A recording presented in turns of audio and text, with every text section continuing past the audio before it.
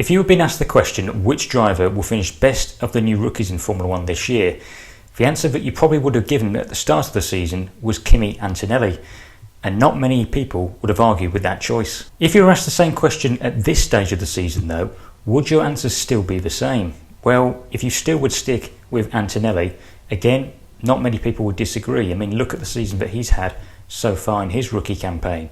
He's been a regular point scorer. He's kept George Russell on his toes from time to time.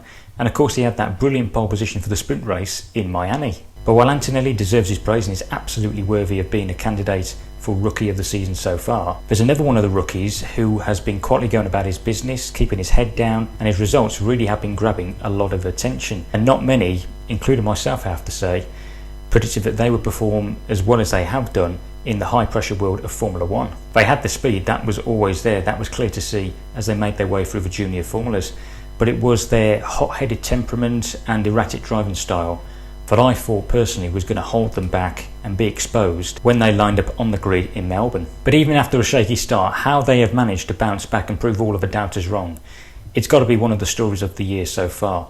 Enter Isack Hadjar. Without a shadow of doubt, the biggest surprise of 2025, and there's not a person who could have predicted that before the season started. He has been a breath of fresh air, and my thoughts that Formula 1 would be too much too soon for him, particularly at this stage of his career, because of his radio outbursts and his driving style.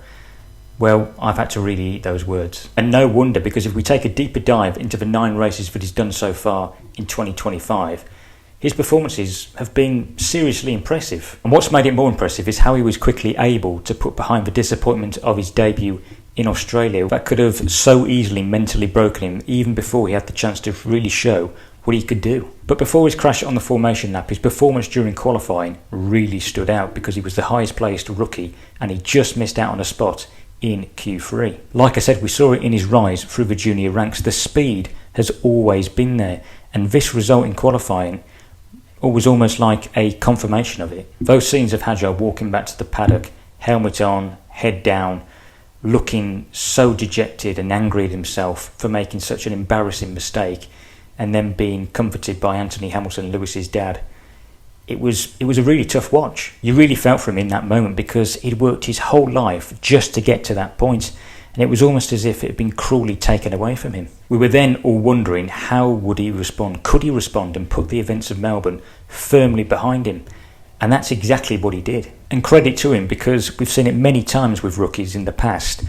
Because they're so inexperienced and they are so young, they struggle to cope with the pressures of Formula 1, especially when they've had a bad race and they've made mistakes. They then begin this sort of cycle, which they really struggle to get out of. Isack didn't fall into that cycle because his confidence was immediately restored by reaching Q3 for the first time in China.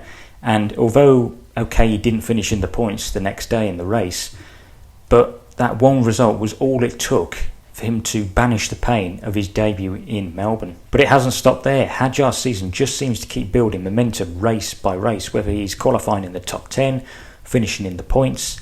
He looks like, right now, that he actually belongs in Formula 1. He's reached Q3 6 times, which in a midfield car is pretty remarkable, and he's finished in the points in 5 of those, including the last 3 in a row. Monaco for me was by far and away his best race so far, simply for how he was able to turn around his weekend, because he had a couple of brushes with the barrier during practice where he looked like he was overdriving the car and pushing too hard. So to then qualify in 6th place and then get promoted to 5th because of Hamilton's penalty, and then to follow that up with a 6th place finish in the Grand Prix, that was an extraordinary achievement and a very mature drive. He's also consistently getting the better of his more experienced teammate Lawson, who I do know is still a little bit mentally sore from how brief and difficult his stint at Red Bull was. But nevertheless, Isack has outqualified Lawson in all but one of the races so far, and has been the lead car at the checkered flag in every race since Lawson came back to Racing Bulls. Like I said, I felt that before 2025 really got started, that Hadjar would be out of his depth in Formula 1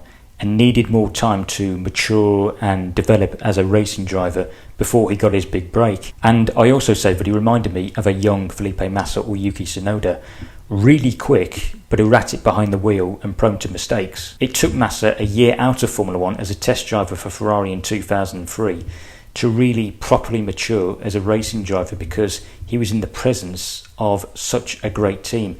and the fact he was able to learn and be the understudy to both Michael Schumacher and Rubens Barrichello was a real benefit to him when he returned to the grid with Sauber in 2004. Tsunoda too struggled to team his speed with maturity early on in his career, but year on year we've seen him continuously improve and develop as a driver, and now he's being rewarded with a drive for Red Bull. I was worried that Hadjar was going to go down the same route, but his maturity has really impressed me above anything else actually. There's no emotional ranting over the radio or silly late manoeuvres where he's putting too much risk on the line. He's been calm and he's been level-headed, and he seems to be doing a very good job of blocking out all of the noise from outside and just focus on delivering on track. He needs to keep blocking out any outside noise because there's now talk gathering of him being a contender for a Red Bull seat for 2026 if he continues in this vein of form, and that will only crank up the pressure, which he doesn't need right now when he's in such a great place at the moment. But does his name deserve to be mentioned for a Red Bull drive? Yeah, absolutely. I mean, he's currently in the top 10 in the championship in a lower midfield car, but actually would it be better for him through his early development if he was to stay at Racing Bulls for at least another year instead? Again, I think so. I just think that Hadjar is in such a great place at the moment that I wouldn't want to see anything disturb that. Just let him cook, let him keep performing in the environment that he's currently in. Even if his results are making the Red Bull hierarchy happy, just allow him to continue developing and gaining experience where he currently is before giving him that shot.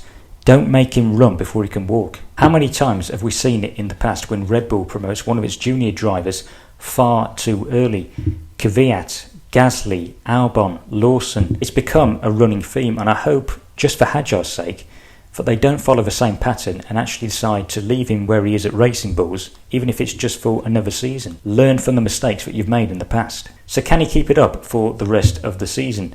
I see no reason why he can't at the moment. He's arguably delivering much more than where the car deserves to be at this moment in time. And in such a tight midfield pack, for him to be beating more established teams like Aston Martin and Alpine is beyond impressive, and it's hugely beneficial to a team like VCarb because they're now starting to climb up the constructors' standings. He's been the surprise package this season, so now is the time for Isack to keep springing a surprise and grow his reputation, because if he keeps this up, he has got a bright future ahead of him. Well, there you go guys, that's it for today's video. Be sure to let me know your thoughts on Isack Hadjar.